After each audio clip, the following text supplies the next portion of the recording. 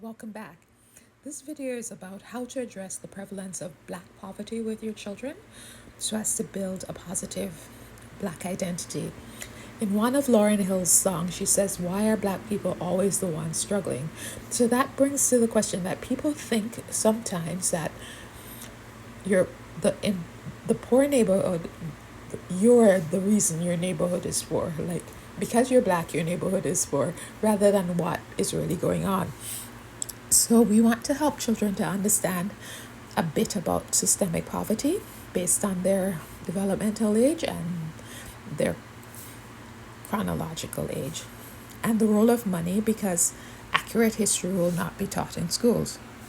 So, if the child lives in an underserved, less resourced neighborhood, I often take them to a place like where you're seeing 42nd Street, Macy's, places where people have more resources. And some of the questions is a compare and contrast questions like, what do you see here that you don't see over your neighborhood? Could be the streets are cleaner, whatever the concern. And then I have to go to the heart of the question. Do you think the people who live in this area are better than the people who live in your neighborhood? Because we want to get to that core concept of what makes a person good. Is it the things they have, or it's who they are? So those are questions to ask. Another thing I do is then go into the issue that poverty is the result of systemic injustices.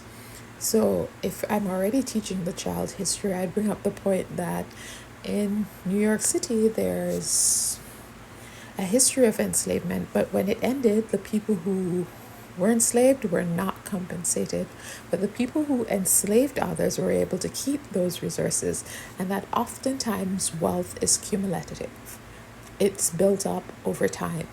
So that's why some people start behind, and also I can talk about other systems of injustice that come into play, but you should base that again on what the child is ready to listen to. Another question I try to pose is there good money and is there bad money? And for me, my worldview is if you get money from harming people and harming the environment, then that's not good money. Good money respects people and respects the environment. So yeah, if you enslaved people to get money, is that good money? No way. Another thing I try to lift up to them is money is a tool that should be used to uplift yourself and others around you. And so then I'd give an example of somebody, say like LeBron James, who came from a humble background. He got money, and when he got money, he not only made his life better, he also tried to lift up people who are not doing so well. So give them that kind of idea. We don't want them to hate money, but we also don't want them to think that I am only somebody if I have money. And it's also, there's some of the greatest heroes that have lived in America, people like Malcolm X, Fred Hampton, their teachers, their janitors. Those people are heroic, and they don't make that much, and that's what makes their choices heroic, like to serve others rather than to seek to gain wealth. And some of the ways, the practical ways you can go to have a child learn, hey, your money does not define you, is like just teaching them general manners. You speak to the person who is the janitor, the person who is the unhoused person on the street. You say, hi, sir, hi, ma'am, or hi, whatever, hello, person.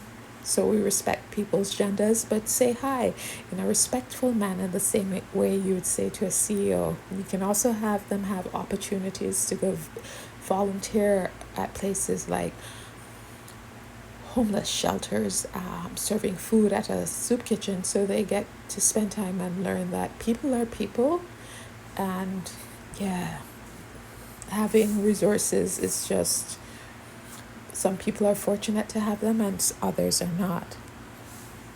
The second part of this video is about issues that you should consider Some When you're deciding to move your child into a better neighborhood, there's some people who think a better neighborhood is one which has predominantly white people, or better schools are schools with more white people than black people. And I say this with all humility. Um, I have no right to tell people what to do with their children. These are just thought provoking things that I am saying as a person who works with children. But I personally, I went to CUNY first. The first tertiary education was CUNY, John Jay College of Criminal Justice, public school. My second two degrees came from Princeton Theological Seminary and Columbia School of Social Work. Both are Ivy League schools, and why did I go there? Well, not because I thought they were better, but because they had more resources, and those more resources, they were willing to give me some of that in forms of scholarships, and they had funding to put into things like their libraries and things. So that choice was about what I can get out of it, not because I thought it was better. And if I'm comparing it, CUNY is just as good. To be honest, I had higher grades in the Ivies than I did in CUNY, because when I was going to CUNY, I had to work in the daytime. When I got to those schools, more resources allowed me to focus more on my schoolwork, which is another thing to be careful that when we're judging schools in poor neighborhoods, we're not thinking about what are the impediments to children learning. Instead, we blame everything on their abilities when it's not to do with abilities. It's, do I have enough time to work? Do I have enough time to sleep? Do I have enough food to eat? So those things should be considered. So let me quickly say some cautions. I'd say wherever you move your child, make sure that the child can maintain and establish a positive Black identity, because sometimes that gets lost in those neighborhoods, because they don't see people like themselves with the same culture. So you have to find a way to get them to have that encounter. And some people want to live in those neighborhoods, and the Black children get to be post-racial, act like they're post-racial, colorblind. From the research we see the children who are conscious of systemic injustice and have a Black positive identity, a positive Black identity, they score better than those that pretend that it's not there. Even with adults who are aware of racism and have a positive Black identity, they have a good attitude of processing it. The people who pretend that it doesn't exist, they still experience the adverse effects, but instead they swallow the pain, and they have many stress-related diseases. So people are actively doing research on these subjects, hence why I'm doing these things here.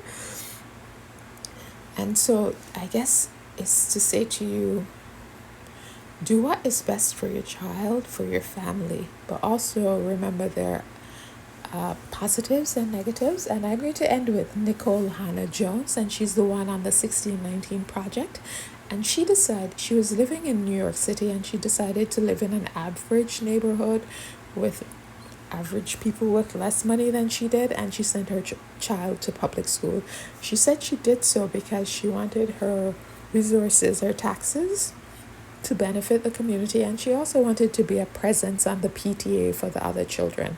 She was inspired by this because she was bused from her neighborhood to a better resource neighborhood, and when she got there, she realized that she was just as smart, even smarter than some of the kids there, when that's not the narrative that's usually given, that what separates schools is the resources that are pumped into it according to zip code, and not so much abilities. And sometimes when kids are in these predominantly white schools, their failure to excel has to do with them not having a positive Black identity, them experiencing racism and the low self-esteem that gives them, and not having the tools of fixing it. So I said a whole lot, and I've left an outline for you to look at. I welcome comments, and I can give clarity if that's needed in anything.